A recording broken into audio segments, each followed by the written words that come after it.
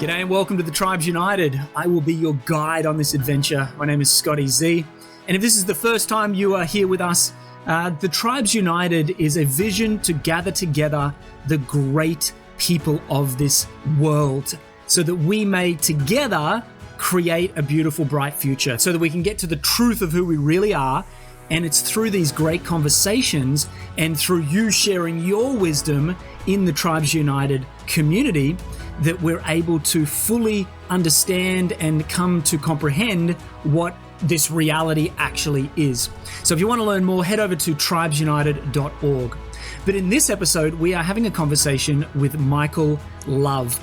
You're going to love this. He is a fascinating guy, super mainstream Australian entrepreneur in the construction industry who had an awakening about 7 years ago now.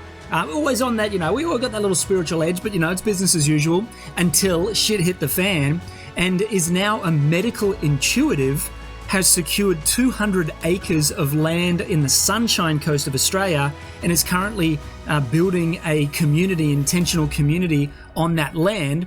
You're going to love this conversation. We go everything from what is medical intuitiveness, what does he do with the vision that he can see, what is trauma and how he actually helps people to deal with trauma, and what that trauma is actually doing to all of us as it stays in our body and our mind.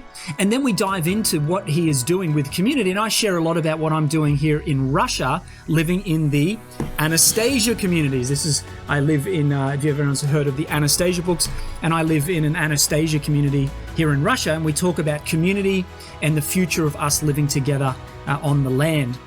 So enjoy the conversation, have fun, and I'll see you in there. Hey guys, Scotty Z. I'm here with Michael Love. Super excited about this conversation. Michael, tell us a bit about yourself, mate. What makes you different and who you are? Yeah, awesome. Awesome to be here, Scotty, and love having these conversations. So a little bit about myself. So a medical intuitive who has grown into, I've had a vision for 7 years around community, and obviously with the things happening around the world 2 years ago, I was already in the movement a little bit before that, but it's adjusted a bit. So now focusing on creating a intentional sovereign community with a healthcare healing centre at the face of it to, be able to support those within the community, but also those from the public as well. And that's actually built out to now it's not just our community. I've got, people connecting with us all along the east coast of Australia at the moment that are looking to do the same thing, that want to, get on land and create community. Some people have land, some people don't have land. So yeah, we're really just building that network now, just in preparation for the potential of where things are going. And look, for us, we're doing it just from the purpose of, from a space of love and connection, and knowing that this is the way forward for us and the future generations. Yeah, absolutely. That's awesome, mate. And I agree with you. It's the only way forward. I love that you've had the vision, because I've had the same vision for many, many years too about building community. And obviously I'm doing the same here in Russia. We're starting to build on our land in the EcoVillage here. It's an Anastasia village based on the Anastasia books. Yeah. So you've heard of the Anastasia they're series? Phenomenal. Yeah, I read, I think I read up to the fourth one, which is Love. And they're phenomenal. I love the story of the Anastasia story. That actually helped me open up more. I remember it's probably about 6 years ago now that I read those, and it was just phenomenal. Just reading it was just, I could just feel the energy coming through the books. Yeah, phenomenal. Yeah, that's awesome. So here in Russia, there's literally hundreds of these eco-villages. Tens of thousands of people live in Anastasia eco-villages over the last 20-something years. It started in 95, the first book came out. And then people just flock to the land. So, mate, I want to dive in a little bit with you about the, if we can, let's start with what is the medical intuitive. I know a little bit about it, but I'm keen to learn a bit more. And then really keen to hear about what you're doing with the land. And then it sounds like this community gathering up and down the east coast of Australia who are building, what this vision that you and I and many of us carry. So tell us a little bit about medical intuitive and how you got into that and what it means. And yeah, awesome. Medical intuitive. It's a bit of a broad term and word used. I know a lot of people have had an awareness around, medical intuitives, but everyone, like, we're human beings. We're all unique in our own way. So for me, medical intuitive, for me, it came about just through my own journey. So I had a bit of a crisis where I was in a business with business partners. We'd grown the business from 0 to 12 million in 3 years. We had a big contract with one of the local governments here, and we needed $3.5 million investment for a $12 million contract. And one of my business partners at the time, he was from the UK. I had a discussion with him and said, look, because I looked after Australia and New Zealand, and I said, look, we don't have the money here to be able to invest in this product. And I said, I don't reckon the banks will give it to us either at this time. And so he said, it's all good, because he had another business in the UK. He said, I've got money in the other business. I'll just use that. Anyway, things went along. We signed the contract. Well, I signed the contract. We put in orders with China, because that's where we'd get all our equipment from, because it was a temporary seeding contract. So for major event that was over here in Australia. Yeah. And we're getting closer to deadlines with, transport and shipping it, getting the manufacture done from China and shipping it, over here to Australia. And I'm going, mate, what's going on? Like, we're ready to go. You're going to have to start making payments so we can start moving this gear out of China. And he's like, yeah, onto it. And it just wasn't happening. And anyway, so I went to I went to the UK for his wedding. And I was at the wedding, and I had the two owners from the factory in China and their translator sitting on my table at his wedding. And I'd known him, like, I dealt with him a fair bit. And I was having a conversation with him, and I was like, it ended up coming up that they were there at the wedding because they were checking out the business partner's house, which is where the wedding was, as potential security, because he's asking them to fund the product. And I was like, what? That's like, okay, I didn't hear about this. Anyway, so that all happened, and I went away and travelled Europe for a couple of weeks after that. Got back to Australia to find that the business partner at the time had flown straight from his wedding, like 2 days later, to Australia, started cooking the books, and then was going to banks to try and get money in Australia. And I walked back from like Europe to this, and I was like, what is going on? Like, what are you doing? And anyway, he's like, it's all good. Things happen. We'll be right. We'll do this. I'm like, no, this isn't right. I said, so I sort of took 2 days away and just sat with it, and I ended up coming back. How long ago was this? This was back in 2015. Yeah. Oh, not that long ago. Okay. Not that long ago, no. So I ended up like saying, no, I'm not doing this. This is fraud. I'm not being involved in it. I ended up like stepping away from the company, like immediately just said I'm out. And I said, look, I'll deal with my shares and the money that I had in the company outside.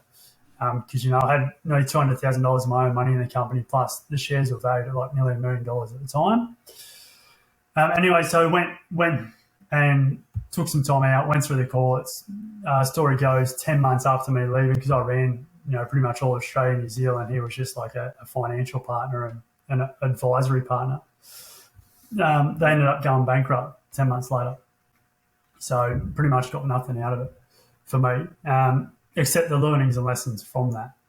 But anyway, so what happened is after that, I was sitting there going, what's going on? Because I'd previously had a business earlier, which I did really well with, went from nothing to $1 million in 18 months, but woke up a couple of days before Christmas one year, just frozen in my bed, couldn't move.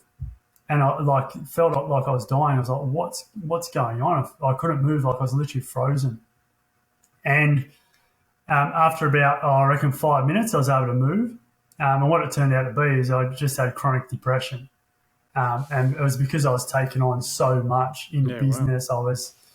I was out, partying as well, because I was quite young. I started that business at 22. So I was out partying. I was working in the books, working on the tools. It was a scaffold labour hire company at the time. And, so from that I started the journey of, self-development and trying to work on myself. But it wasn't until that instance happened later in life in 2015 where I was like, what's going on? This is like the second time I've had really rapid success in business. And then it's just come like crumbling down. And in that moment, it's like, well, what's happened here? I was like, well, he's lying to you and it's fraud. And when I had that awareness, it was like, felt like I energetically just got hit by this truck. And it was like, because you're lying to yourself and being a fraud to yourself. I was like, whoa, what does that even mean? Yeah.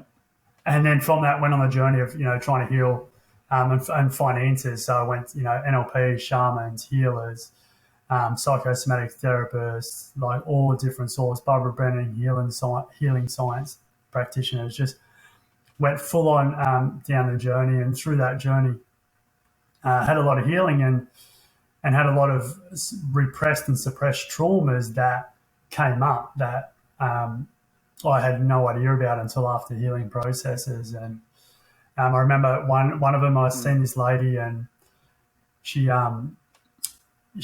like, I'd had connection with her. Funny enough, she's the one who connected me to Anastasia because she was Russian. Talk about coincidences. And there you go. and she goes, look, I don't normally have conversations with clients afterwards, but like we had a personal connection already. So she's like, come and have a tea, and I want to have a chat to you. And we're having a chat, and she told me about this lady. She knew that she treated 3 years ago, and this lady had, the body, the business, the man, the money, had it all on the outside world, but internally, something wasn't right. And she said to this lady, look, there's something you need to express because there's something that's not right. While everything may look great, there's something that's not right within you. Anyway, this lady did nothing about it. 2 years later, ended up with leukemia. 3 years later, died. And then the healer turns around and goes to me, your body's in the same condition that hers was. So what do you need to express? And I'm like, wow, shit. So I was like 45 minutes from her place to my place. And I'm driving in the car going, what do I need to express? What do I need to express? What do I need to express? On the whole way home. Got home, sat on the couch, same thing. What do I need to express? What do I need to express? And then after about an hour, I got to the point I just went, fuck her, she's full of shit. And then in that moment, just like memory, and literally just started feeling like, it felt like I was trembling, but it was trembling on the inside. There was no movement of me externally. It was all the energy trembling through my body. Mm-hmm. And so I remember after that, I ended up, the next day I rang my mum and was like, to ask her if this stuff was true because I'd never known anything about it. And she didn't answer, so I sent her a text saying, hey, this came up. All the stuff that was coming up. All the stuff that was coming up, yeah. So sexual abuse from my father, sexual abuse from my uncle, all this stuff I'd repressed. And literally as soon as I sent the text, within a minute, she rang me back and goes, how do you know that? She goes, I was only talking to my boss at work last week about whether I should tell you about that. And I was like, what? And then from that, like that even clicked me into healing and the connection to healing and the truth of healing even more. And through my journey of then going and studying, I was at a course. And at the course, I just was like doing healings as part of what we're doing at the course. And there was a gentleman in the course who had been hugely traumatized for 30 years, been a psychologist, psychologist, he'd been to everyone. And he still had a psychologist at the time, and he'd never been without a therapist for 30 plus years. And with the trauma that he had, there was like 40 kids that were involved in the same trauma he was involved with, and he was one of like 8 that was still alive. The other 32 had committed suicide. And it was, so this guy had been on a journey. It was even in the news and the courts and all this type of what had happened. I want to stick with your journey though. So it's we've got a bit of a delay as well, so I'm sorry if I talk over you. So 7 years ago, it sounds like you had your awakening from hustle, business, make money, and you, like you were saying with the lady who died of leukemia, that healer or the clairvoyant or whatever she was telling you, you need to change, otherwise you're going down the same path, be it leukemia, be it death, we don't know, but your body's in the same place, positioned for that. Totally. Up until 2015, in your journey of 2 businesses and the hustle culture, did you have a spiritual inclination before? Were you driven for community and people, or were you more just like follow the mainstream, make as much money as you can? I got the $1 million business. Look at me, look at me go. Or was there always that like? Look, it was mainstream, like 95%. There was 5% of me that searched outside. Like, I'd always been about health, but my health was, back then was going to the gym and eating certain foods. But I always had an inkling and a connection to psychics. Yeah. So actually, I'd have psychics come up to me and be like, "You've got a gift." I'm like, "What are you talking about? Who are you?" And I'd be like, "Show me something that can prove that who you are." And most of the time, they would. Like, I remember having one psychic who had been on radio would be like, "Oh, you've got an issue with your knee." I'm like, "How do you know that?" Like, no one knows that. Mm-hmm. So I always had this intrigue about that realm, but was never really engrossed in it. Yeah. So most of it was, but is it like you put blinkers on so that you could be focused on?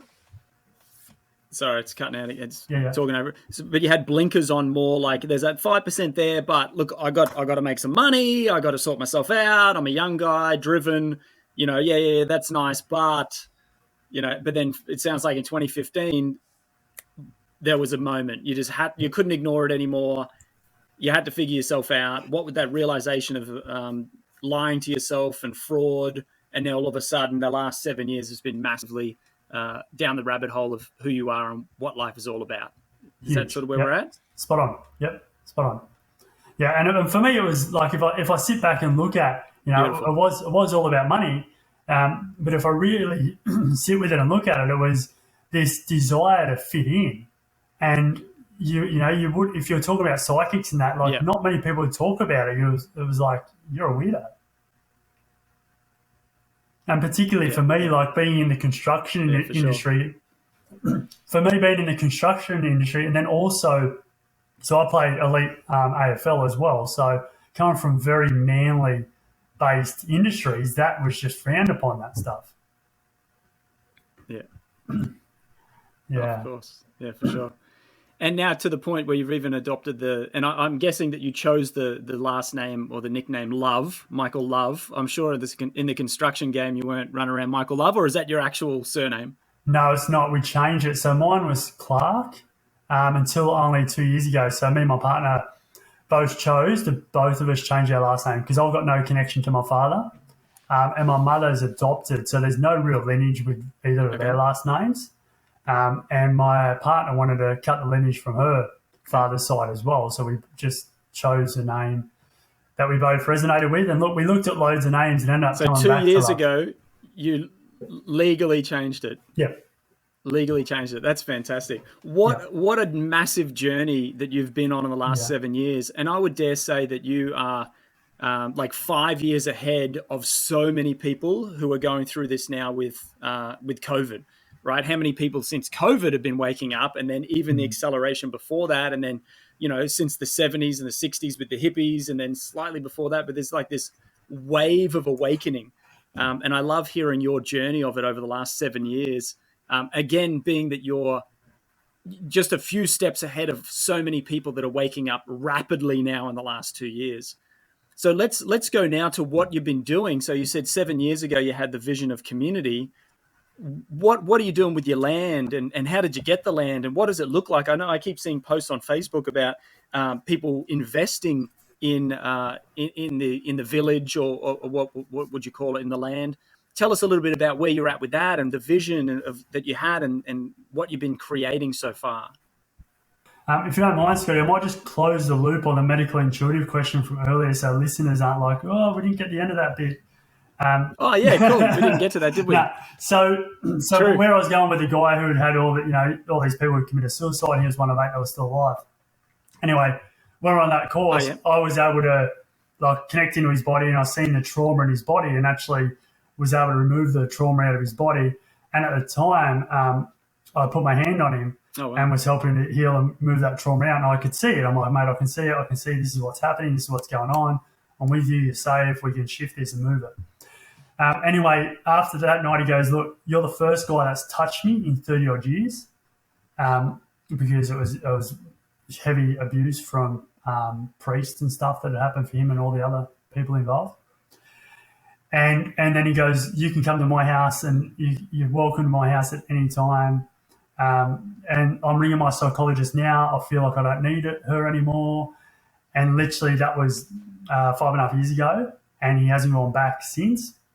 So from that course, I ended up just supporting everyone in the course, including the teachers, to heal through pretty traumatic stuff. And then from that, they started telling their friends, and overnight I was a healer. I didn't even plan to go down that route. It was just the demand was there straight away. So that was the process. And for me, originally, it was being able to see traumas in people's bodies, so I could see the trauma. Like I had to train myself. I'd go into a shopping centre and I could see like traumas popping out of people's bodies to the point it was way too much. I got home that day and I'm like rocking the corner going, I can't do this. I can't do this. Like seeing babies in cots, people being abused, bashed, all sorts. And I had this voice, like, you know, what happened to me 7 years ago, come through and say, you have to do it. You're going to go back to the shopping centre tomorrow and you're going to walk through until you can learn to turn it on and turn it off. So, all right. So the next day I went back to the shopping centre, 3 hours. I walked through the shopping centre. I can see it. Now I can see it. Now I can't. Now I can see it. Now I can't. Now I can see it. Now just kept doing that until I was able to get to the point where I could actually flick it on and off. Which is a journey in itself for me. So you can see what people went through. Yeah. Like, so you're saying when they're a baby in a cot, like you look at a man, but then you see them being abused as a child or, you know, bashed or whatever. Like you can see it in your mind's eye. Yeah. So it's like a visual. It's like it comes up on a TV screen. And so what it is, it's like in the body, it'll be wherever the trauma is trapped in the body. So if it's in someone's shoulder or if it's in their leg, I'll be able to see it, and what it's like is like this projection of a TV screen just comes out in front of me and shows me what the trauma is. Yeah, wow. Yeah. And then once you see the trauma, are you speaking to them and guiding them through realizing and healing it, or are you doing some sort of energy healing? Like, what does it look like once you know the trauma's there? It varies depending on what the guidance is for that woman or man in the scenario. Sometimes I can just, all I need to do is move it and just give them an awareness of it after the session. Sometimes I've got to talk them through it while moving it because they need to go through the psychological transition at the same time as the energetic transition. So it really depends on what's needed for that individual. What do you mean by moving it? You're using your hands. You're physically like you're moving the energy. You're moving the trauma out of. Like, is the trauma a resonance? Is it a vibration? Is it an energy field or something? And then you're like helping to move that out of their being. Yeah. So look, I see it in many different ways. Sometimes it's like it's just like a cloud of energy that's just got to be moved and supported to move on out of their energy field in their physical body or their auric field. Sometimes it might be like I've had, it looks like a little bug, like a tick or something that's in their body, and I've actually like pick it out energetically and move it. So it's very different for people. Sometimes it's like little spots and dots, and it needs just energy actually brought in to wash those away, to bring it back to harmony and alignment for the energetic system. So there's no one case fits all for it. It's like it's always unique. It's always different. And are you working with like guides or healers? Do you have other entities or energies or angels or something that's working through you or with you, or is it just you in there, like extrasensory perception, seeing and experiencing and doing what you need to do? It's both.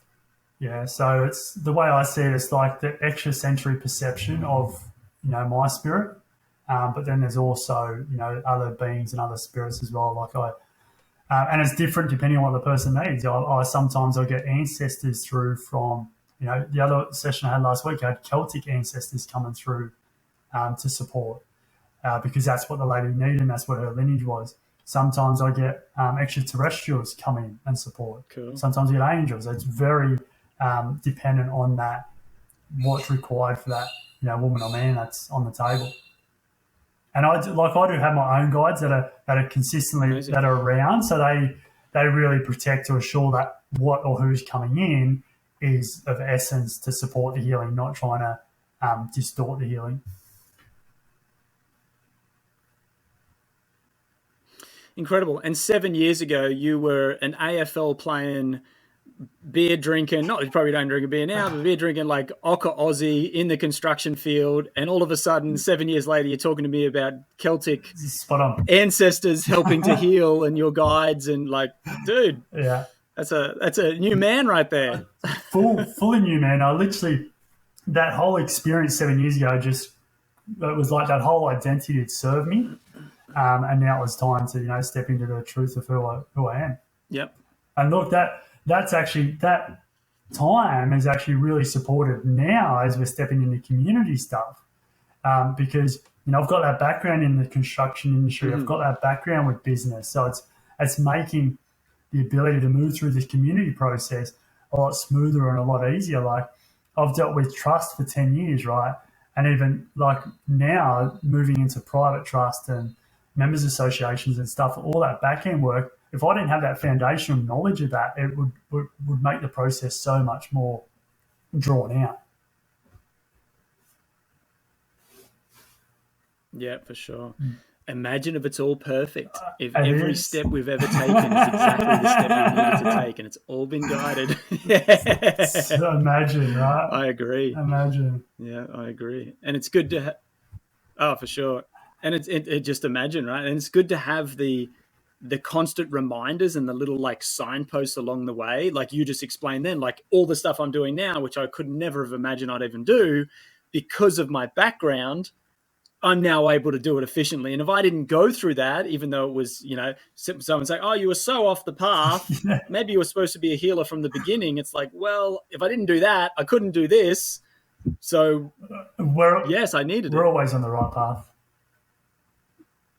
Sometimes we take detours, but the detours, are there to capture the wisdom that we need for the next part of the path. Yeah, for sure. Yeah.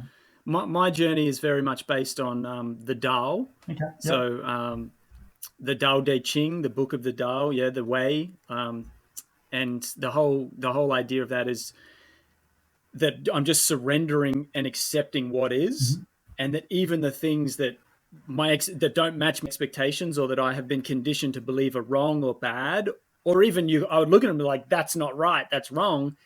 Accepting that and saying, well, this is the way, therefore it is all perfect. And who am I in my tiny little point of perception to judge this singular moment when there is a greater experience that's happening, not just in my little point of perception, but all, and not in just this moment, but for the rest of my moments. And so just accepting and being in the perfection of the moment. And there's just so much peace in that, just so much joy in that, just like be here now. It's not easy. I probably should stop telling myself that it's not easy, but it hasn't been easy up until now. Right? Like I'm brainwashing myself here. But that's the life that I live. Yeah, the way of the Tao. I love that. And I feel like the way it's like acceptance was a word you mentioned a lot then, and that's what it's mainly about, isn't it? Right? It's acceptance. And look, we all want to be in the now, but the reality is we've got so many of these preceptions and these perceptions that have been washed upon us that we've got to unlock them to be able to be in the now more, right? It's like I feel like every moment I unlock or unplug one, it brings me more into the now. So what's the go with trauma then? Like if we're saying that we need to accept it and there's a perfection in every single thing, what about trauma? What about people being abused or sexually abused? Or you mentioned about priests, like that's a big thing coming out from the church is there was a lot of sexual abuse. So what about things like that or any type of abuse or any type of trauma? Is it there perfectly placed so that person can grow? and even to that point of suicide, you mentioned that a lot of these people had suicided, majority of them. Like, is there a perfection in that, or is there a glitch in the matrix that's not right, and maybe that shouldn't be in the way? Great question. My perception on that is that it's perfection. It's as it's meant to be. Like, if I look at my own journey, right? So I've been through, sexual abuse from father and uncle. I've had my father would, suffocate me with a pillow to get sex out of my mum. He drowned me at 2. I got brought back with defibrillators. I've had a lot of trauma, right, along the way. But for me, that's what's enabled me to be where I am now. Without that, I wouldn't be who I am. I wouldn't have the resilience who I am. I wouldn't have that power within me to be able to stand up to these war powers and warmongering people that are, that are going to may potentially come and try and push hard against us as we're building the community and communities out. Yeah, so it's all, I see it as all, they will. I see it as all perfection, for a word of it for everyone. Like, if I look at, the people who lose someone through suicide or through early loss or whatever, yeah, there's a grieving process, and it's difficult to accept that, hey, that was their path and it was meant to happen. But if someone can look at what all the learnings and all the lessons and all the benefits that were in it for them through that process, they may soon come to realize that, hey, that being actually passed because it was part of their journey, but it also benefited you, and maybe they will bow on the other side to support them what they are on this side. And I say that through experience. So my mum passed 2019, New Year's Eve 2019, at 53. So young. My father passed on New Year's Eve last year. Really? 2021. Shit. Exactly, New Year's Eve. Yeah, the day before. Because I don't want you to forget. I'm out. I've had enough. I'm not going to 2022. Yeah. Your mum's like 2020. No, that's right. You'll never forget it. You never forget it. Was it like July something? What date was it again? No, it was New Year's Eve. You cannot forget it. Yeah, and that's what I reckon when my mum, well, she's actually come back in spirit and said that. She's like, you'll never forget. I had to make sure you never forget the date.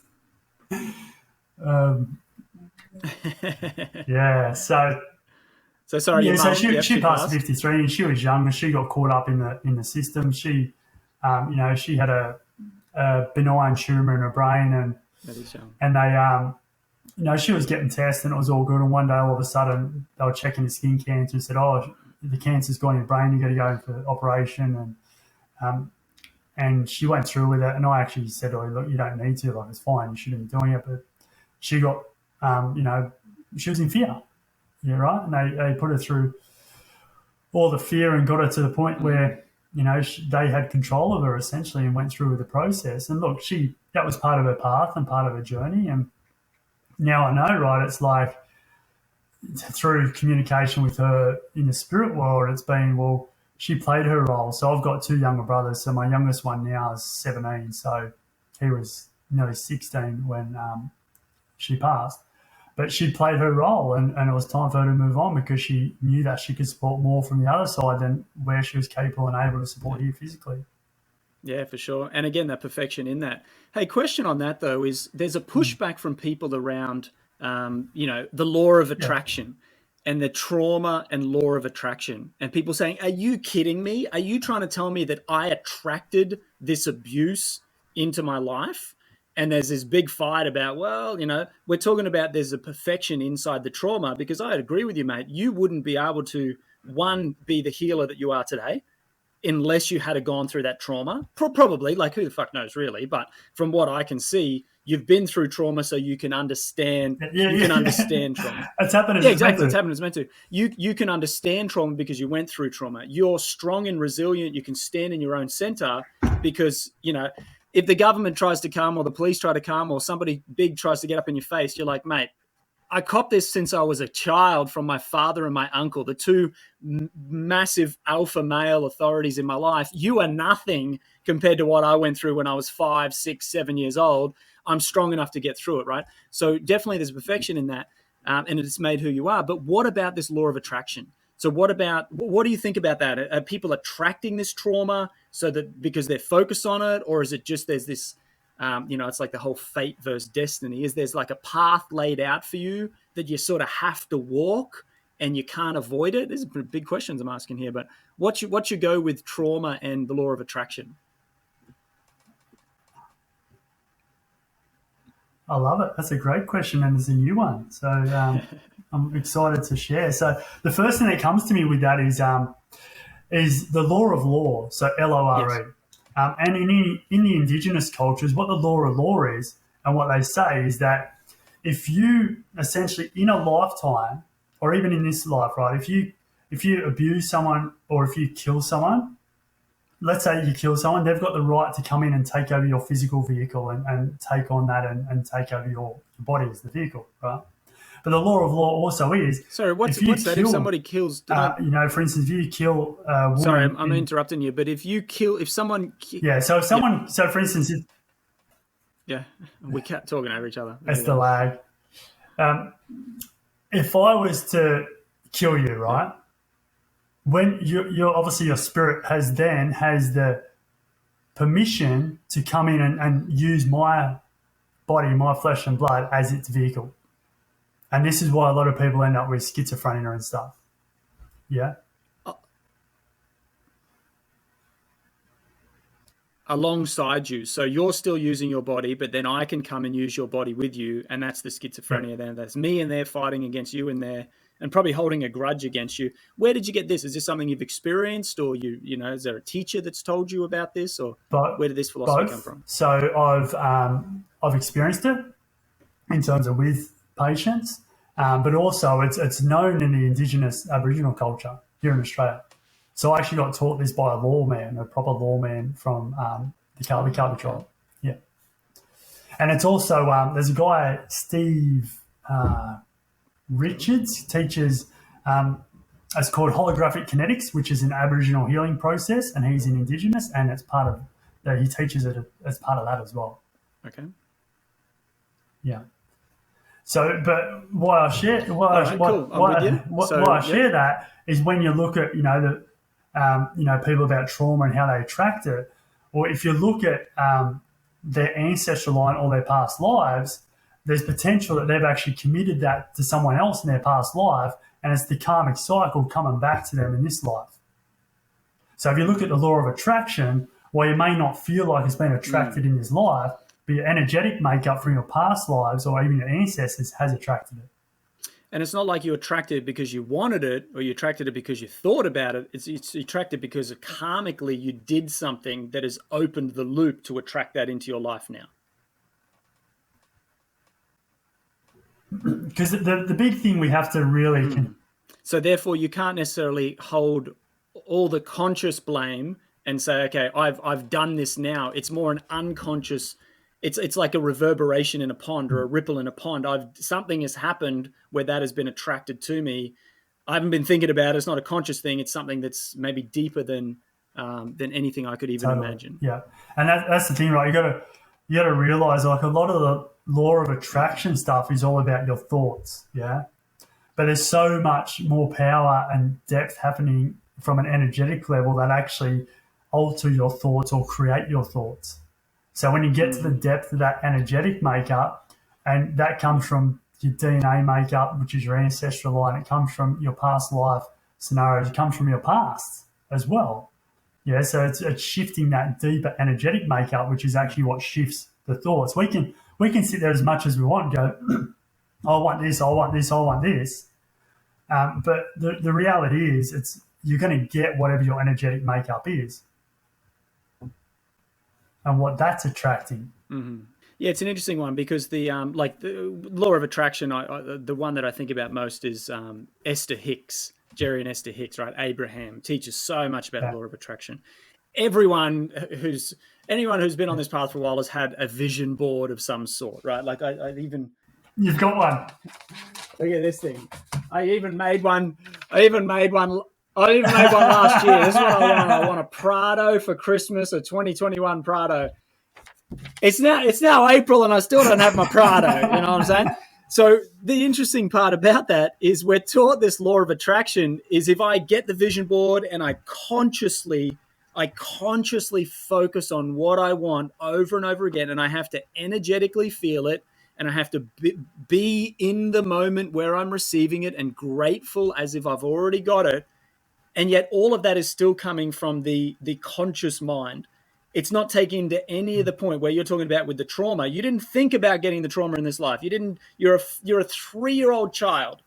You don't even really have conscious thoughts yet, but that stuff's happening to you because there's a deeper resonance that is happening through the genetic sequence of your DNA, through the soul vibration that is, forever.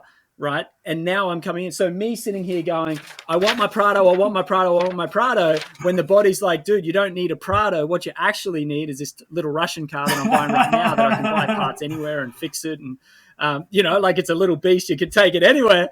And so what I need is different to what I want. And yet I'm so focused on law of attraction, believing this is what I want, and I'm going to fucking have it because I put it on the board and I prayed every day and I believe that I'm going to get the mansion, and I still haven't got the mansion, right? And then really, and so it's for me, it's about letting go of these silly ideas that are coming from a tiny little surface. It's just the surface. It's like the tip of the iceberg, right? We all think that's the iceberg. And then trusting that the actual iceberg, the vibrational energy of my DNA, of my spirit, of my soul, and I'm holding this good vibration to grow into the future, that will bring me what I need rather than what I want. Totally. I totally agree with you. Like my experience has been, it's like whenever I go and do work on shifting some programming within my psyche or my body or shifting conditioning, and it opens up space then to allow those new things to drop in. And I've gotten to the point where, I've never been one for vision boards and stuff like that. And I've just never had this resonance or connection to them. And it's because my guidance has always been from the guides is like, you're not bringing stuff in because you don't have space in your body or your being because it's so full. So what is it that you need to remove to allow to open that space up for something else to come in? So I've always just followed that process. Okay, what do I need to remove now to open up space to come in? Or why is things not flowing to allow things to come in? And looking at it from that level. And look, the interesting thing as well, talking about programs and conditionings and things like that is what we may not realize, and even, a lot that are on the conscious awake journey, is that a lot of our core programs have actually been placed upon us from media, from when we were younger, watching cartoons, watching TV, from our parents who have had it placed on them, right? So it's unwiring and unhooking them. Because really, a lot of us are coming from the road that we've been guided down by those puppets, the controllers who are trying to puppeteer us. Yeah. So it's like unraveling that to get the truth of who we are. And I'm glad you mentioned that word truth, because this is something I've been musing on over the last few days. The truth movement, right? They call us truthers. And I was reflecting on it as like, is truth just getting to the bottom of, 9/11 was an inside job and man never walked on the moon and the world is actually flat and not a ball spinning through space? Like getting to the truth of, what's going on with Ukraine and what's going on with COVID and like the truth of all this stuff. Everyone's like, we got to understand the truth. And that's why I love this conversation with you and where I think it's going to go is like, really, is that the truth? That we're being lied to, because I think we're being lied to. Like, I'm pretty fucking sure we're being lied to our whole life, generationally. Parents, grandparents, the whole thing is a lie. School is a lie. Everything's a lie, right? Yeah. We've been lied to, but that's not the truth that I want to understand. The truth that I want to understand, that I want to stand under, that I want to be, as a servant to, is the truth that I am infinite. Is the truth that I can. And this is the truth I'm trying to understand. I don't even know how to put words on it. But what is it to be a fully infinite being? What is the truth of my ability to impact the world that is this living matrix? What is the truth that am I part God? Am I actually, do I have like a creative essence that I can create joy and love with every breath and with every look? Like, what is the real truth beyond the lies? Like, yeah, it'd be nice to know if 9/11 was an inside job and, blah, blah, and what is really COVID and is it snake venom in the water? Like, that's all great, but does that really help me? Not fucking really. Like, once that's gone, what is the truth? Who am I? What am I capable of? What are we? What is all of this? Like, that's where I want to go. That's what I want to feel. Yeah. And look, I feel we're all here on that journey. Like I've accessed layers of truth, what I feel are truth, and I feel truth is different for all of us because we've all come from unique, let's say, soul spirit makeups. Yeah. So for me, I see and feel the truth is when you're accessing that divine essence of yourself, your spirit, your soul. That's where the truth is. Not any of this external stuff that's been played as distractions to have us go down. Oh, what's the truth? Well, hold up. That truth. It doesn't matter if you figure that out because the people who have planted that there for you to go down the hole of finding have already moved on to another thing. So then they make you look for another truth and then another truth and then another truth. And really, it's just a distraction from the real truth, which is who you are as a divine spirit, as a divine soul, as a divine being. Exactly. Yeah. And that's what made me reach out to you for this this conversation is you made a post and say, it's all a distraction. And I stop focusing on the distraction. And I went for another walk. I love my walks. Went for another walk and I was really reflecting on it. It's like, it's a distraction. It's all drama. Look at Hollywood. Look at the media. And then look at what they're doing to the truth movement. And everyone's trying to figure it out. And like you said, they've already got the next series, the next episode of the drama, right? The next little carrot that they're going to dangle to make us all go over here. It's like, oh, quick, is it snake venom or is it, this or that? Or what's going on in Shanghai now? Or what's going on over here? And it's like shadows, puppet show. And it just keeps us externally distracted. Whereas when you said that, and I know coming from you, and this is where we're going to go in this conversation of building community, all I want to do, Michael, is be on my land out in this beautiful little Anastasia village where they've been there for 20 years. And I just want to be with the land and I want to be with myself. And I want to feel what it is to be who I am in joy and love, right? And then there's no distraction, right? So the more that I go down the BitChute Telegram rabbit hole, I'm losing connection to what's truly real and what the truth that I want to discover is. Not the inside job, who gives a fuck, really. Well, part of me wants to care because I'm so conditioned to the drama. But my true self is like, who cares, mate? Just be here, be love, whatever that means, and try and figure that out. And let's see where that goes. Where does that rabbit hole go?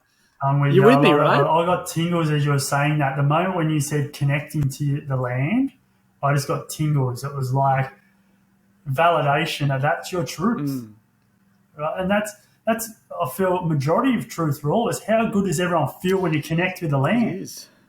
Like the land is what gives us energy, is what keeps us, sustains us, right? It's not technology that sustains us. It's not money that sustains us. It's the land.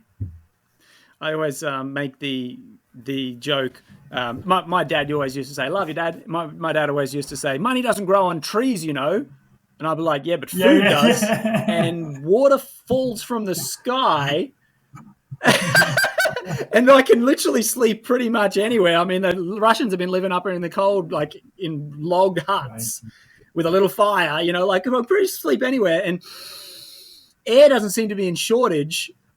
So food grows on trees. It literally jumps out of the ground. Water falls from the sky. Air's everywhere and I can sleep. Well, anything else, everything that I need is provided for me. And yet I'm so in fear of poverty because that seems to be the number one distraction. Poverty. Oh, you won't have enough. Quick, make more, work more. I'm so distracted with this idea of poverty and not having enough with a completely manipulated financial system, education system, media system, government system, right? That and yet when I surrender to the truth, it's all there. Water's there, food's there, love's there, connection's there, shelter's there. Everything that I need is there. As soon as I get out of their technocratic world and their lies and manipulation through the mind vibration, and I get back to the body, which then pendulum swings me into the heart because I'm swinging between this chakra and the body chakra. I'm so distracted in this chakra.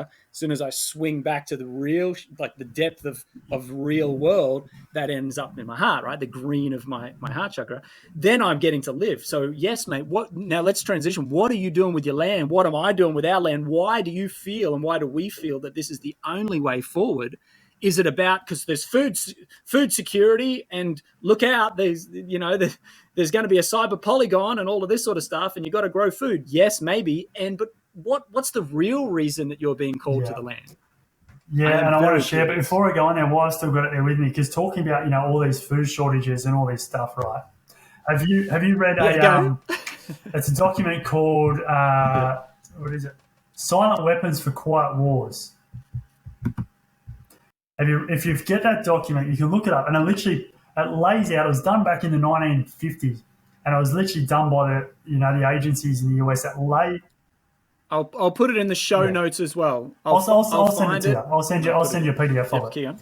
But literally, it lays out I'll share it. Exactly what they're doing about how they use these food shortages and transport disruption and petrol price rises as ways to shock test the people to then get data on how households react based on those shock tests, so then they can better control the households, because they can control industries easy and they can collect data on the industries easy, but where they find it difficult is households, and the only way they collect data on the households is by shock testing through looking at different things. When they shut down transport, what's the ripple effect, and what industries does it affect? When they raise fuel, what does it affect? Where do people then pull their money from and put it on fuel, or do they stop buying fuel? So they use all these shock tests to basically get data on households so they can better control households. And it's written in the documents. They wrote it out. They did all these tests on it, and it refers to how they do all this, and how and it's connected to economics and how they use the constructs of energy and linking in with economics, and that's how they actually, it's all about energy. It's all about them taking energy from us, because they know if we don't have the energy, then we've got nothing to stand up to them with. Hey, quick ad break. Nice time now to introduce Tribes United. I mentioned at the start, I'm going to mention it again. Tribes United is a movement of beautiful people like us that are coming together to support this awakening. Head over to tribesunited.org. Go and check out what we're doing. Join this movement. Gather with people that are just like you and connect. Every single week we come together in the virtual Tribes gathering, where you will be supported by and connecting with people that are just like you. It's a time to check in, share in a virtual circle with people that you can fully express and learn from, so that we can all grow together. These conversations just aren't about me and this guest. It's about you sharing your voice as well. So head over to tribesunited.org and get involved. And with that being said, let's head back to the conversation with Michael. Absolutely. And a couple of things on that. One, I was just got in one of my truther groups on Telegram, it was all about EMF. As I was swiping on my phone, I was like, all right, I've got to get away from this EMF, because that's taking my energy. It's affecting my energy, right? Fluoride in the water. I saw another thing this morning. These groups are great, but they're annoying too. Cancer has now been shown. Fluoride in the water causes cancer. I'm like, no shit. Like, they're destroying us. You wrote a day ago on your Facebook, and I'll link to your Facebook in the show notes as well. But you had the human shock test. Human shock test 1, pandemic. 2, lockdowns. 3, jabs. 4, transport shortages. Petrol price rises. And then the way that you've written war, capital W dot capital A dot capital R, should be another dot after that, I guess. But why have you put war as that? Is that just to emphasize this is the biggest shock test that they use against us? Great question. Why do capitals? I have no idea. And why I did the dots was just so it didn't catch up algorithms from Facebook and lock it down. Okay. So there was no thought process on that. Yeah. Nice. But yeah, let's go back.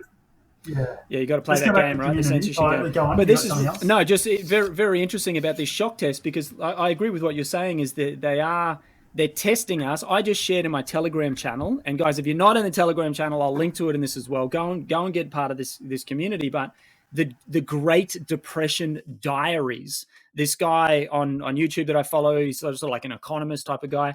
He did a 3-part series, literally reading diary entries from the Great Depression. and people who lived in that, who kept a diary, and you can buy books of them. And he's gone and collated all these stories. Everything that's happening now was happening in the 1930s in the Great Depression.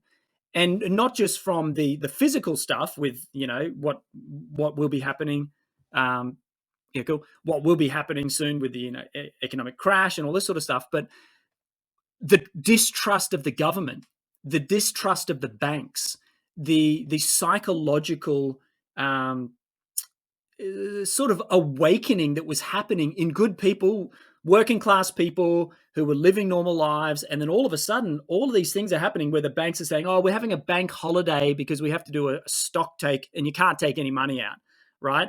Or then they're saying, oh, we're confiscating all the gold. They literally confiscated the gold. And if you don't give us the gold, we will fine you. And then in these diaries, they're saying, oh, that no one's actually been fined. That nothing happened. If you didn't give your gold, I'm not doing that again. I'm not giving my gold. I'm not trusting the government. So everything that happened in the 1930s has already, like you're saying, Michael, has already been shock tested. So you missed a bit of what I was saying, but I was talking about the Great Depression diaries. What happened in the 1930s, they shock tested the people, and the same people who are in power, I believe, they know what happened in the 1930s. Their ancestors were the ones who did that, and it's been perpetuated to now. So they understand the psychology of us, of what we do and how we react to different things. But these shock tests that you're talking about, I completely agree. They're testing us, but more to the point, why? It is so that they can control us. And then therefore, what do we do about it is we stop reacting, right? We stop reacting to it and come out of the drama and come back to reality. And that is what we're talking about, is the land. Look at the Indigenous of Australia, who I was blessed to grow up in North Queensland, Australia. So just so you know, guys, Michael keeps dropping out. His internet's dropping out. So if I'm talking a bit much, it's because he's not here. But I was blessed to grow up in Far North Queensland, Australia, in the Indigenous communities. And as an early young guy in my early 20s, I become very interested in the Aboriginal culture. I was always just there and, at school and mates and played footy together and whatever.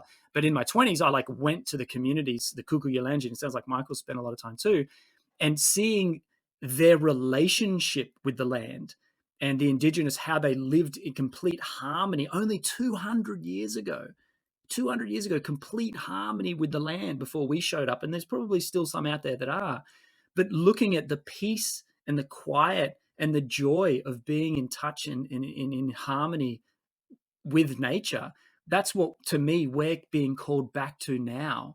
And what Michael's doing with building community in Australia, I had to come to the other side of the world, to Russia, to now find this community that I've been called to for 15, 17, it's 18 years since I was 23. I'm now 41. G'day, mate, you're back. 18 years now, being called to be on the land. So to get you up to speed, Michael, the internet cut out a little bit there, but talking about life in communion with nature and how the Indigenous of Australia lived in harmony with nature. How, the Siberians, where the Anastasia books that are up on my shelf there, Anastasia books were written from the Siberian taiga, the forest, Taiga, the forests of Siberia, and how people just lived in harmony with nature. Why are you being called back? What are you doing now with building community in Australia, and sort of what's the purpose, and what is that looking like so far? Great question. Why do we get called back? I feel it's the only way forward. We've just lost so much touch with the land, and the land is calling us back. It's like the Mother Earth Gaia is calling us back. It's like she's crying out, going, "Hey, come back!" It's like we're her children that have just gone off and are lost and have been lost, and she's like trying to bring her children back home. Yeah, to reconnect. It's like any human being, they know they can always rely on their mother. When they go back to their mother, they feel safe and comfortable again, and then they can rejuvenate and regenerate and then step back out into the world. And I feel that's what's happening here, where we've just lost our way and we're getting called back to the mother, which is the land and the earth, to rejuvenate, regenerate, and find our way again, because we really lost our way as a species.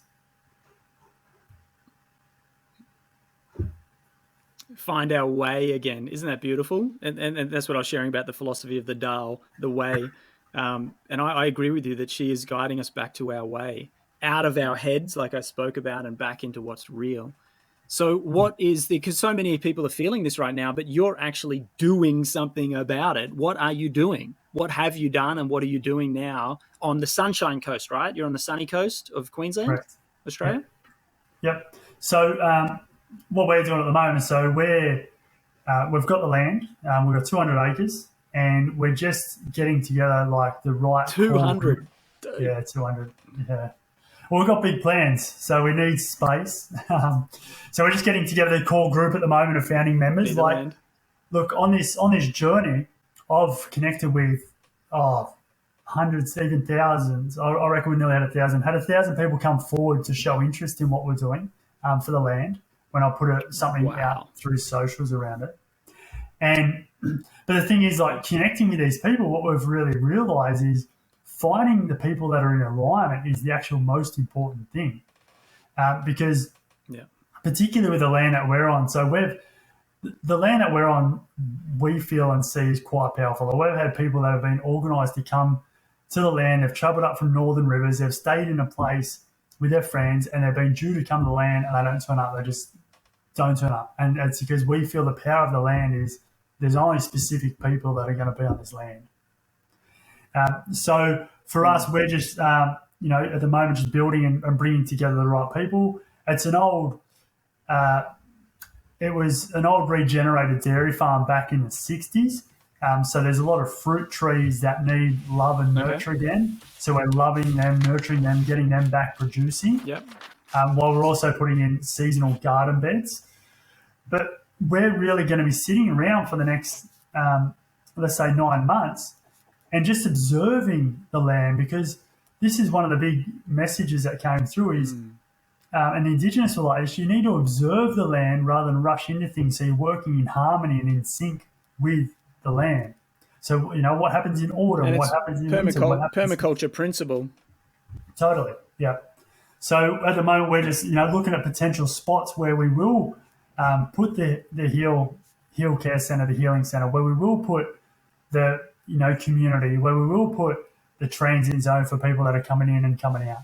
And we're just looking at different spots, and we'll, rather than build there, we'll just put yurts there or little tiny homes and just be there during different seasons to get the feel for it, to actually know if that's really deeply the right spot for each individual that's a part of it, and for those spaces and processes. And look, I'm fortunate as well that having the intuitive capabilities, I've got the land that's really speaking to me strongly as well. So, which is great. It's actually funny in a way though, because I've been sitting there in connection with the land, and the land will go up on the hill, 45 degrees. That's where you want to put certain things, and I'm like, that's great, but take me there. Telling me this now isn't going to help me.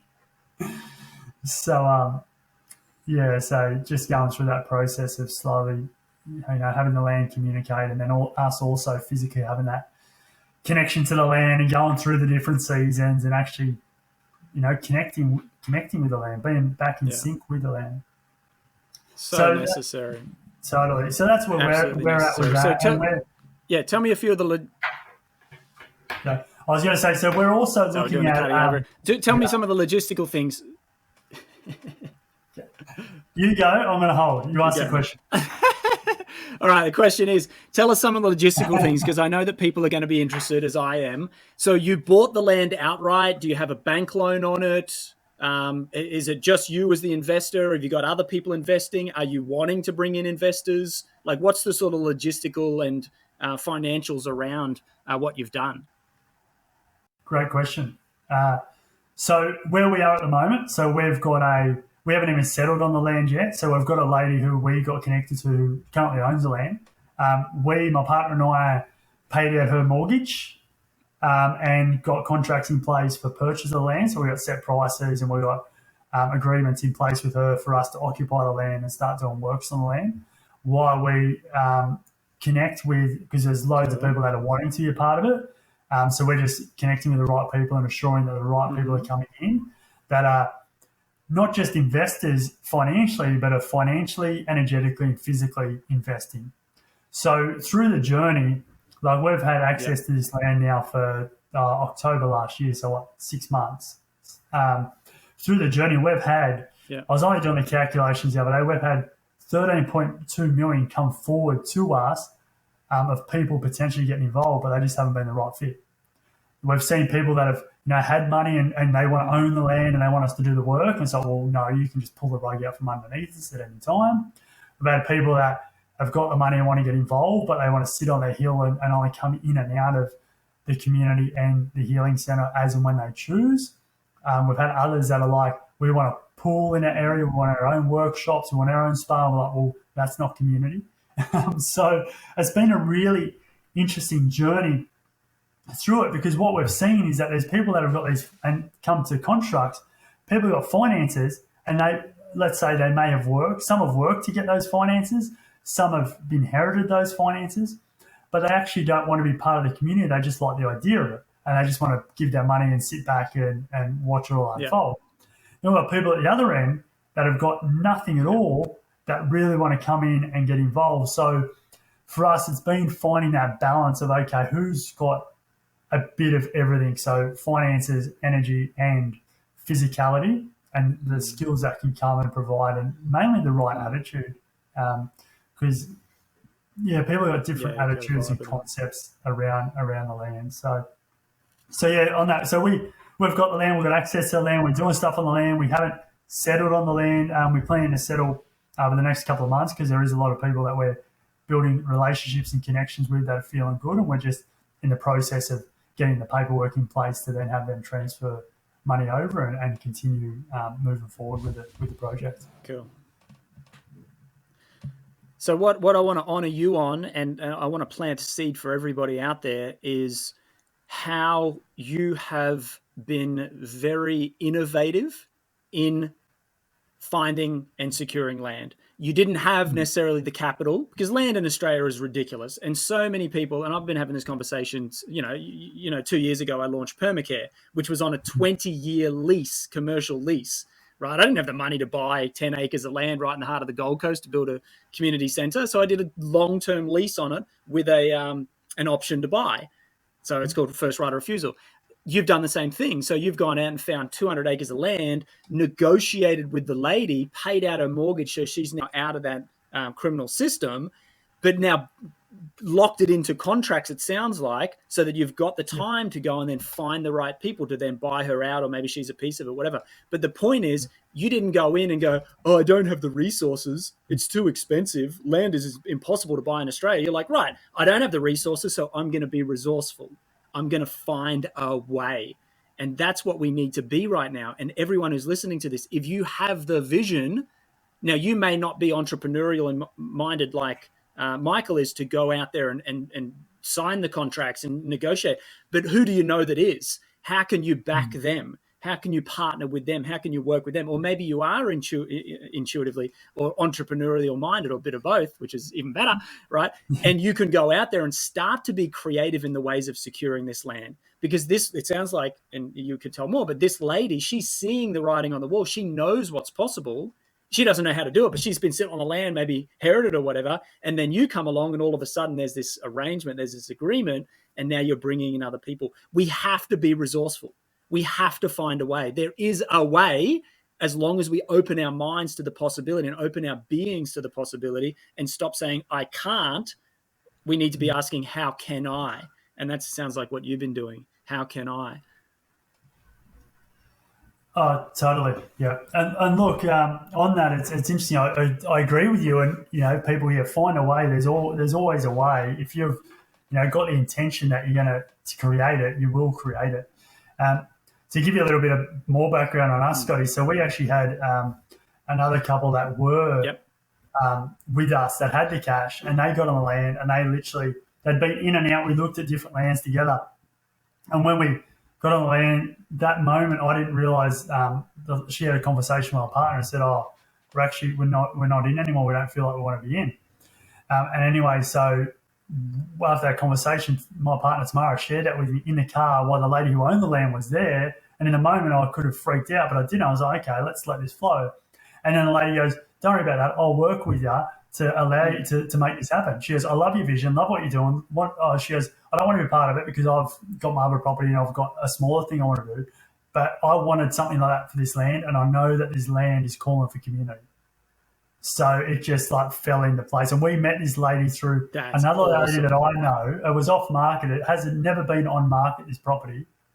It was just like the crumbs just led us to the right space. And look, it's been a fair bit through doing the negotiation just with her and I and doing all the contracts and all that stuff, because, you know, there's a lot of fear out there in the world, right? And so people get caught in that fear, and but that's okay. We've been able to, you know, work through it, and I've supported her with some of her, you know, trauma and PTSD stuff that she's had from previous stuff to work through and help her work through that, so then she could be in a better, safer space working with us to create this and have this come to reality.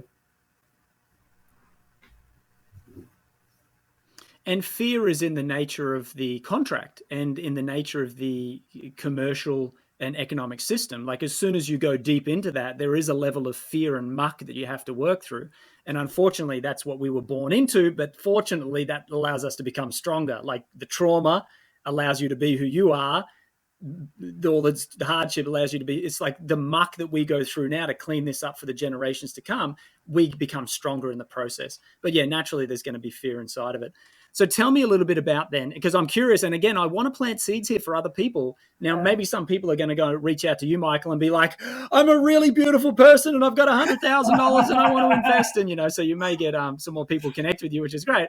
But so, and in that, so what does it look like? You talked about community, and there is, and, you know, my people are good people, you know, people that attract to me.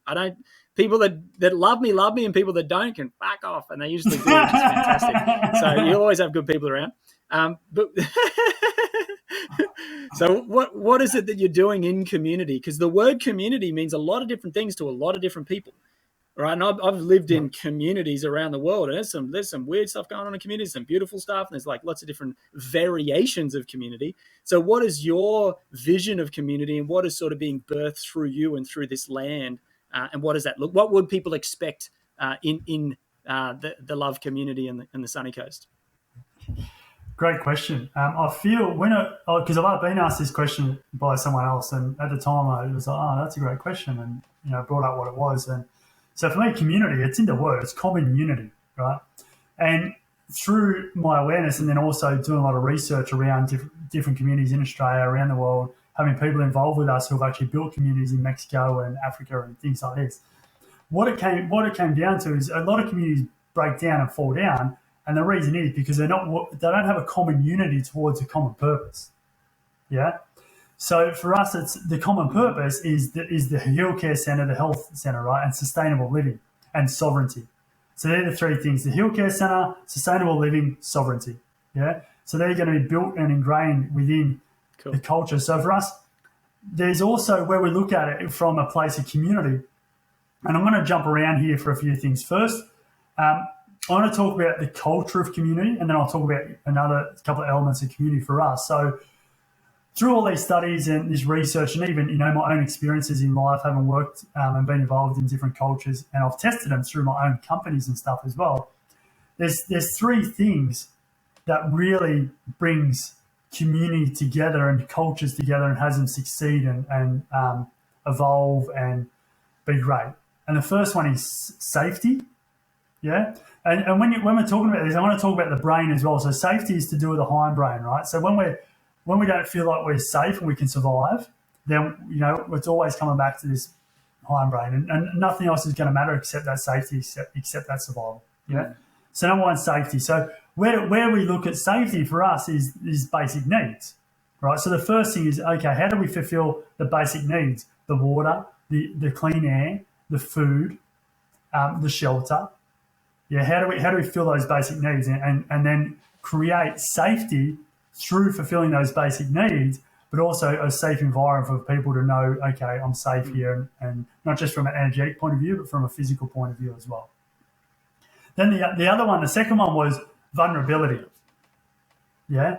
So in a lot of the successful cultures is vulnerability, which is the midbrain, which is your limbic system. It's your emotional aspect. When you can feel safe, then you can be vulnerable and open up to being vulnerable and expressing openly and honestly with your peers, right? Because you don't feel any fear, you don't feel they're going to attack you. So you'll be able to express your truth of how you feel, and then it releases and dissolves a lot of tensions and disputes because you feel safe to be vulnerable, to share how you're feeling, and people can navigate and deal with those. Which we look at that from a place of our community needs, right? And self-actualization, and how the community needs to look at self-actualization through what they're doing for themselves, through the sovereignty process and the processes they choose to do that helps them self-actualize, through health and healing and meditation, whatever they choose to do. So vulnerability was the second one. And then the third one, which can be very difficult. I know I'm going to talk over the top of you, but vulnerability, it's, I think, and sorry to interrupt, but I'd love to just ask this question. Sure. Do you think that's going to open up massive cans of worms for people in that vulnerability piece? So you got your safety, you got your security, everything's taken care of, and now you need to be vulnerable with people, or you get the opportunity to be vulnerable with people? You mean you work with people in very vulnerable situations with trauma and healing, but after sitting so many personal development workshops and circles and running programs and stuff, like shit comes up for people when they're vulnerable. Yeah. How are you going to be able to navigate that vulnerability in community? Is it in the screening process, or you're just going to have to expect that there's going to be outbursts and ups and downs and fights and, in that because people are healing too, like all the drama and the trauma and the conditioning, people are coming there to heal as well. We're not all enlightened beings. What are you expecting with that vulnerability piece?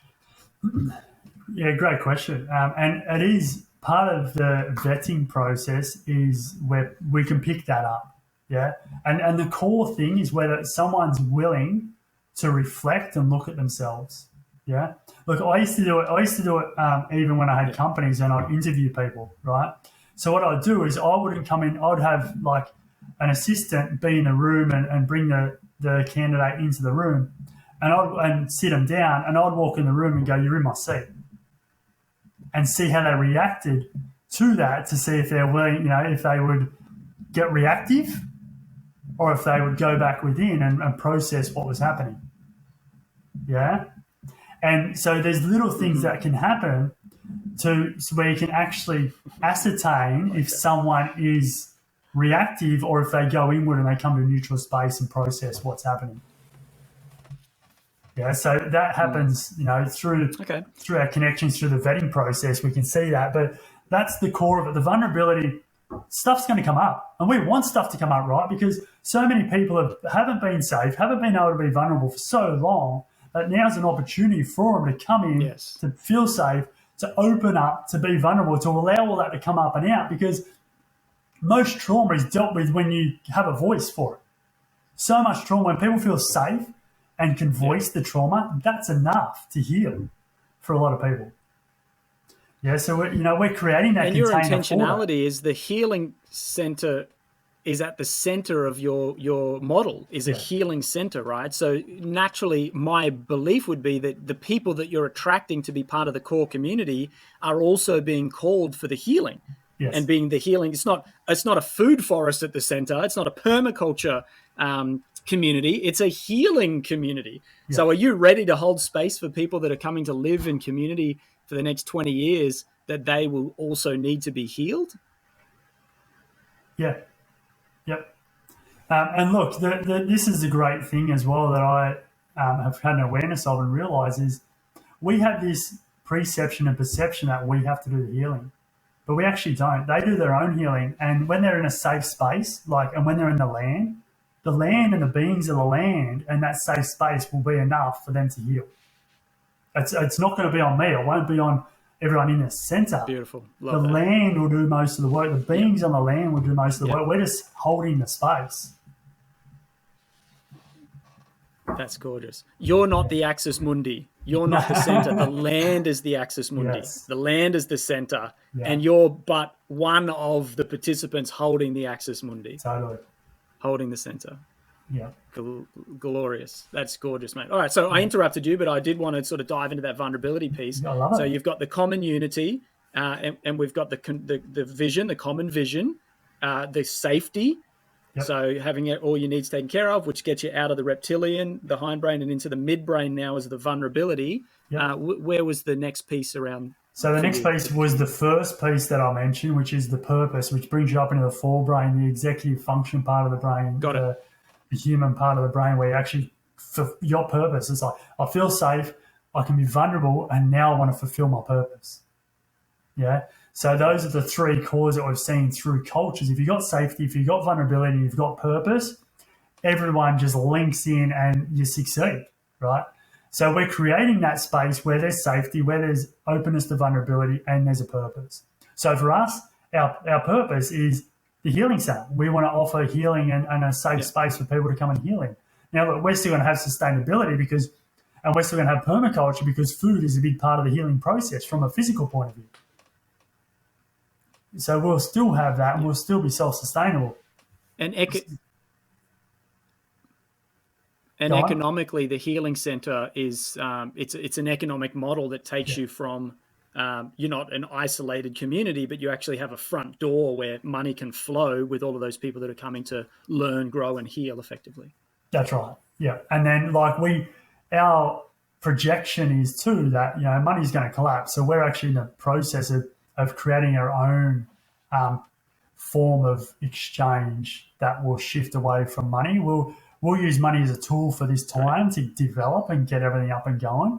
But once that's done, we're slowly going to be integrating into a new form of exchange. Yeah. And we're communicating with other... Which naturally has to happen. And that's and we're communicating with other communities around the area around the similar things. So the great thing is now I'm linking and communicating. It's just talk about law of attraction. It feels like I feel I'm still moving through the bush, but I've got a lot of people coming to me going, you're so ahead of us, you know what's going on, and you're moving in the right direction. We want your wisdom, and can you help us? So naturally having those links and those communications, we're setting up, and the connection with other communities is they're setting up a different economic and front of house model. We've got one that's doing logistics. We've got one that's doing cattle. We've got one that's doing orphanage for young children. And once, because they've got this perception that a lot of parents are going to pass with what's happening with the jabs and stuff like that. So the kids are going to be left stranded.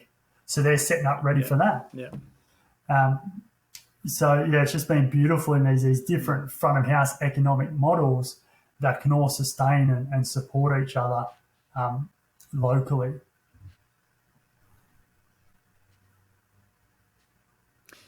Which holds space for the people that are not as far developed as what yourself and the other people in eco-villages, and especially let's speak to Australia right now, because your healing center is going to be a space for people who are going through the trauma and waking up to the trauma now, that they can come and learn and heal.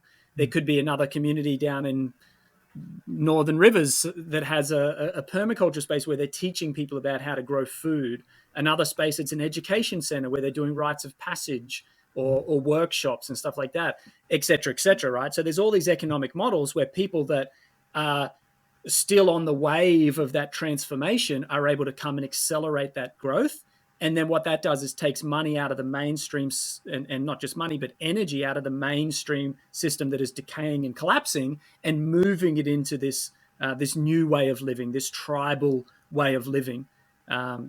Is that sort of we're vibing the same vibe there? Yeah, totally. Yep, exactly where it's at. It's the way I look at it is we've got to take action. We can't keep fighting and expect the globalists and government to change. We've got to create the change to the point where people see a physical, tangible thing happening. They can go, okay, I can come and experience this. I love this. All right, now I can cross the fence. Yeah. And then as more people cross the fence, then the tide tips. Yeah. I have exactly the same analogy. There's a big fence in the middle. There's all of us over here in love. And we've jumped the fence. We jumped the fence a long time ago, right? We're over here. Then there's all these people over on the other side of the fence in fear, and there's people scrambling up the fence. And all our job is just to go, take my hand. I'll help you jump the fence, And then it's like a seesaw. And the more of us that jump the fence, the more people that jump the fence, the more weight that gets tipped towards love. We win. Yeah. Not that it's a competition, but, if it's a red phase, blue phase, you, me, up, down, left, right, binary equation, the masses will move towards love, consciousness, and we just help them across that fence. Totally. Yeah, totally. And look, it's happening. Love it. We're at the point where the tipping point's going to come. And look, a lot of people are in a bit of fear and panic, like, oh, this has to happen now. But what I keep reminding people is, while energetically we can get things and see things and know that they're here and now, physically it takes time to unfold and to catch up. And I keep reminding people, remember, for them, it's Agenda 2030. That's 8 years. We've got 8 years to get everything set up and to tip the scales. Yes, we have time. We've got time. Yes. So we don't need to panic. Yeah, there's going to be obstacles along the way. That's there's going to be food shortages and don't panic. Things like that. But we'll overcome those obstacles, and we'll get to where we need to be at the tipping point before 2030. Especially because there are people like yourself and all of these other communities that are already across the world there and that are already doing it. So a lot of people are hearing this for the first time, like, wow, there's people setting up communities. No, there's people living in communities with doors open right now that are bringing people in and hosting people. There's, you are one of many people that are leading the charge to be able to create a new community. This is happening, ladies and gents. It's all around the world. There are people waking up. And I liken back to the Anastasia. I think I've got one here, actually. I can't get Amazon books in Russia, so I printed them out. So this is one of them. This is The Space of Love. I love it. I think that's the third book. So these Anastasia villages, 22 since 95. What's that? 27 years ago in Russia, this movement started. There's now 9 books and literally hundreds and hundreds of these eco-villages. It could be over 1,000 eco-villages, Anastasia eco-villages in Russia, and hundreds more around the world. Like, there's a whole Ringing Cedars, I'll put the link in the description, but ringingcedars.org or something like that. And there's a directory you can see, and they're not all listed on there. There's a map where you can see all the villages, and a lot of villages aren't even registered on there. So here in Russia, and again around the world, there's already a 27-year movement of eco-village living and people living in community. Plus, I lived in Bali and met some really beautiful people. I started living in Bali in 2012, so 10 years ago. Some beautiful people that have now spread around the world, and we're still connected. Villages in Portugal, Costa Rica, Guatemala, Mexico, like all of these like little villages of beautiful people. And this is the vision of Tribes United. And I've had this vision for a very long time. And, we haven't even spoken about this, but there are so many tribes. You've got a tribe gathering. I've got a tribe gathering. I'm moving into a tribe here, right? And there's all these tribes around the world. We just need to lock arms, to unite with each other, and to share resources, to share inspiration, to create an alternative monetary system amongst ourselves, right? Where we can be exchanging goods and services amongst the tribes. Right. And as you have a technological breakthrough, that supports us. As we have an energetic breakthrough, that supports all of the tribes. Right. And we're all coming together to vibe, not only physically, but energetically with one another as we birth this new reality. And that's what I see as the Tribes United. And that's what we're doing. That's what you're doing. That's what I'm doing. That's what we're doing, coming together. How do you feel about that? Like, obviously you feel the same. I love that. Yeah, totally in connection. I feel like that's happening here on a local level, and it's great that you're in Russia doing that, and you're right, it's happening everywhere. More and more keeps popping up, and that's what I keep sharing with people. It's organically happening. You can either jump in the flow and be with that organic happening, or you can sit back and watch. But either way, it's happening.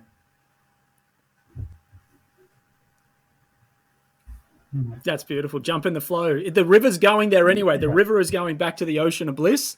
You can either try and stay on the shore, what you know, and you'll be ripped on the rocks, because that's where all the rocks are. Or you can push off into the middle of the flow where the river is the deepest and the flow is the strongest, and there's no rocks to run into. There's no obstacles to hit, and you flow.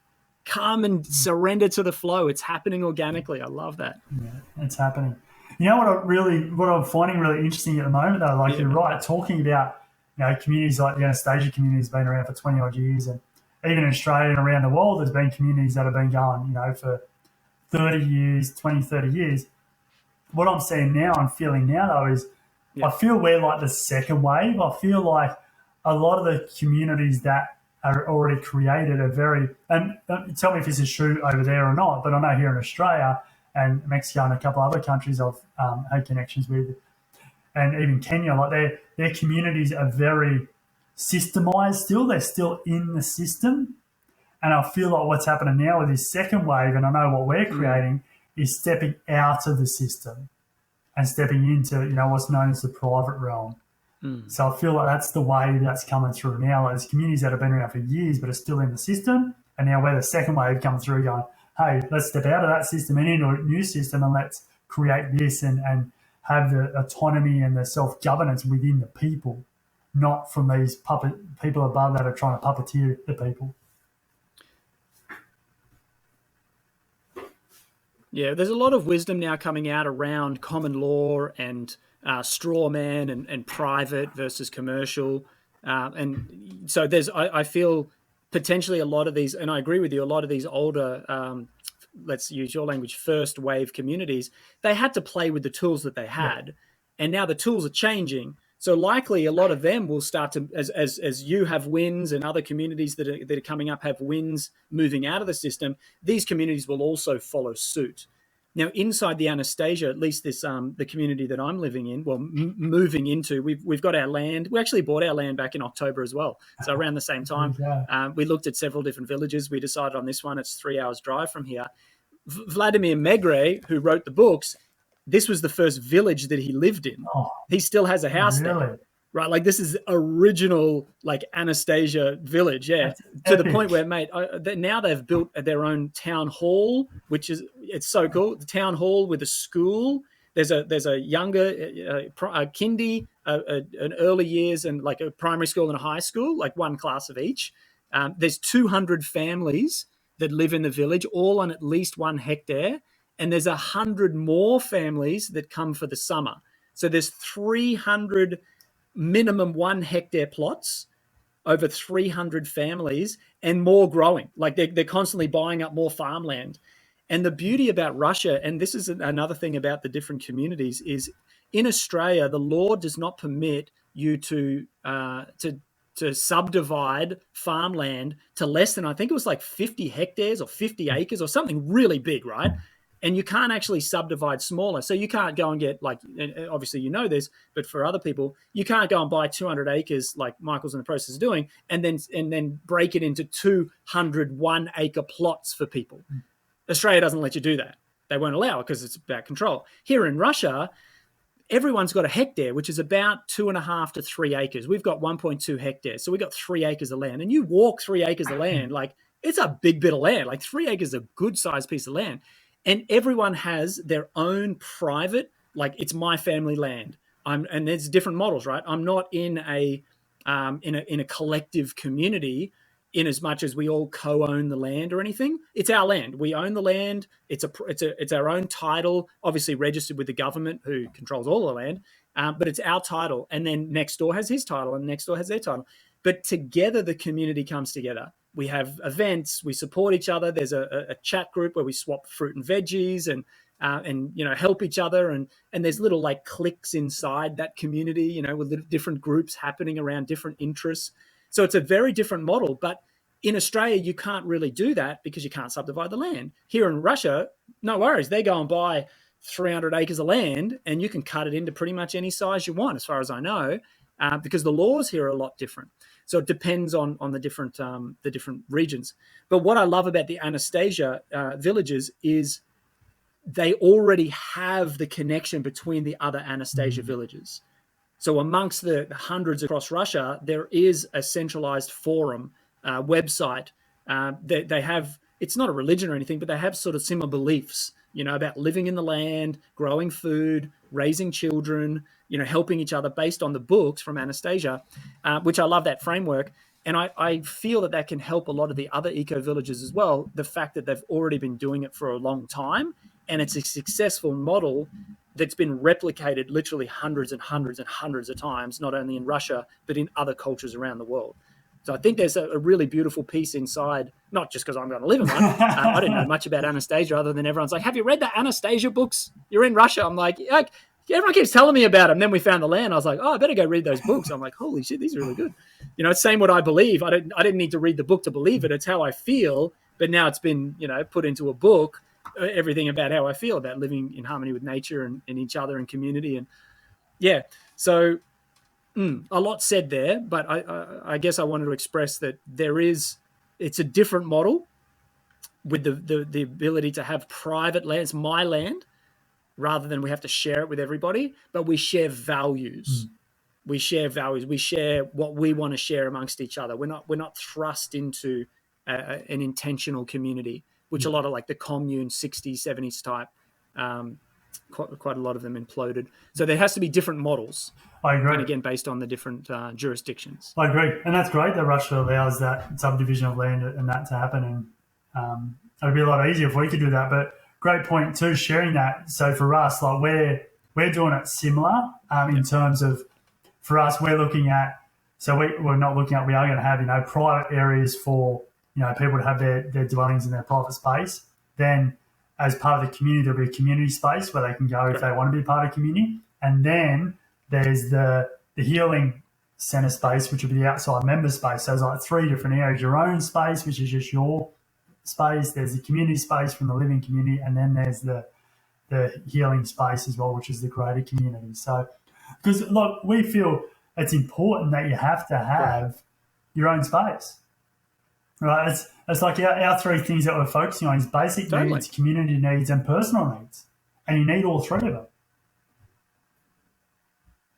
From our perspective and what we feel. Yeah, exactly. Yeah, some of these like intentional hippie communities didn't work because you just felt like you were like an amorphous mass within this community. Who am I within all of this? Yeah. It's like, this is me, this is my family, this is my wife, these are my children, these are my chickens, this is my dog, this is my house, and it's my stuff, right? And I take care of my stuff, and then we take care of each other. So there's strength, like the old Chinese proverb, when there's strength in the family, there's strength in the nation, right? And I think it was when there's strength in the person, there's strength in the family, there's strength in the community, strength in the community, there's strength in the city, strength in the city, there's strength in the nation, something like that, right? And it all comes back to that individual and then the family. So I think that's, really, really important. Oh, it is indeed. Like I know a group up here that's got community here. I think they're on 60 acres, and they're in that commune style, and they're constantly having issues, particularly around, because they have food rosters and who's cooking food, and it's too communal, right? It doesn't allow for that space for the individuals. It's too much. Yeah. So, but you're right, though. There's different models, and people find the model that fits. Again, different courses for different horses. Yeah. Yeah, for sure. So, mate, I love what you're doing. I'm very keen to continue the conversation. I think we'll get out of here now. We're gonna continue the conversation. You and I are going to be back for an update. Where can people connect with you? What are some of you sort of said about there's a financial parameter, but there's also, and maybe you've got enough people and you're not advertising, but if people were interested in learning more about you, is there a website? Do they go to your Facebook? Let us know where people can find you or follow you or connect with you. Just connect with my personal Facebook at the moment. We're not having websites or anything. We're doing it very word of mouth and very just connected based. So we're sure that there's a link to the people that are coming to us. Great. And because we are going in the private realm, it's just a matter of keeping it as private as we can along the journey. Yeah, perfect. So Michael Love, I'll connect in the description as well. Mate, thank you so much for sharing everything from where you started with your awakening, or the beginning of your awakening, right? And then the trauma and that release to the medical intuitive work, which is really fascinating for me, this picture that you can see people in the shopping center and all of that. Like that's I'd love to explore that more with you. Now to having the courage, because that's what it really is, having the courage and the fortitude to go and do what the river is guiding you to do, right? And to take that on and be resourceful in coming up with solutions for the future, for your family and the families around you. Like hats off to you, mate, and thank you for what you're doing. And guys, please, if you are, and obviously anyone that's coming to listen to a show called Tribes United, you're sort of on our vibe, right? Like you're not some mainstream commercial person. Like you're on our vibe if you come to listen to a show called Tribes United. So if you resonate with Michael, go and find him on Facebook. Reach out. Again, he is doing this in private. So please don't go and put it on Channel 9 or Channel 10 News tonight and talk about, they're building this community up there. So let's keep it organic, like you said, mate, grassroots. But anything else you want to leave people with? Well, the biggest thing for me to share with people would be just keep coming back to you, connecting to yourself, step away from the external noise and just keep coming back to yourself, back to the land, and just trust in those subtle little voices or messages or pulls that you have to go somewhere or do something. Just do it. Just step out of the fear and just do it, because you may not know what it is or why it is at that time, but you may look back, a week later, a month later, and go, that's what that was about. So just focus and just trust and follow those subtle little voices, those subtle little pulls and little feelings, and you'll end up exactly where you're meant to be. If that's in community, or if that's supporting a community, or wherever it's meant to be for you, that you'll end up there as long as you're following those subtle urges. Love that, mate. Yeah, follow your heart and trust the guidance, right? We are being guided now more than ever. The voices of guidance are becoming louder, right? Whether it's signs and symbols in nature, whether it's the 11:11 on the clock, or it's anywhere in between. There's and the land, obviously, with what you're sharing. We are being guided. So, yeah, I agree with you, mate. Trust your guidance and take action on that. Let go of the fear. Come to the side of love. You are being guided there naturally. Totally. And the next one will... Thanks, brother. Thank you so much for your time. The next one I was going to say, we didn't get to, so, and I won't go deep into it now, but the next evolution for me wasn't just seeing traumas, it was actually being able to see into the body, so I can see blood and bones and everything within people's body as well. That's awesome. Let's do another episode on just the medical intuitive side and what people can be doing for themselves to be able to look at healing traumas and how traumas are actually creating the physical and mental ailments that we call disease. Right? I'd love to dive deep in that subject. Let's do it. And look, let's see how we can get out to your people on that as well. I do have a medical intuition online course that I would sell for, I've sold hundreds for $1,497, but if we can get that out to people and get that happening and share that at a donation basis, we'll get that out to them as well. Mate, that's huge. That's awesome. All right, well, we'll link to that, and it'll probably be from your Facebook page, I guess, but any links, we'll put them in the description Beautiful. As well. All good, brother. Awesome chatting. Perfect. Thank you so much, mate. Thank you so much, guys. Cheers. Well, that was a very, very fun conversation, and I hope that you enjoyed it as well. As I shared, if you want to learn more about Tribes United and what we do and who we are, head over to tribesunited.org and go and check us out. So come and join the conversation. Join a pod. Share your wisdom. Connect with other like-minded people in your local area, or at least around your similar interest, and let us co-create the future that we are here to build. All right, we're a new movement. We're just getting started, but this is not just getting started, because you know that you've been on this path for a long time, and I know that I've been on this path for a long time, and we know that unity is inevitable. And you know that there is a tribe of people waiting for you already, maybe already around you, that are looking to unite. So let's do it together. Head over to tribesunited.org, and I look forward to seeing you there and in the next episode. Cheers.